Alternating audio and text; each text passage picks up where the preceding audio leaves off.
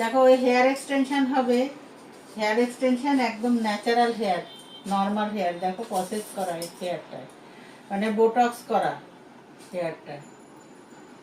তা হেয়ার নিয়ে আমাদের এখানে কোনো কম্প্রোমাইজ নেই, খুব ভালো হেয়ার আমাদের এখানে দেওয়া হয়, অরিজিনাল হিউম্যান হেয়ার। দেখো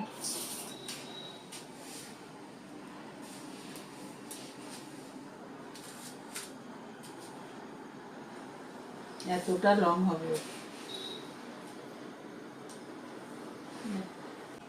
দেখো এটা ডবল ডোন হেয়ার, খুব ভালো, নষ্ট হয় না, আর ন্যাচারাল একদম।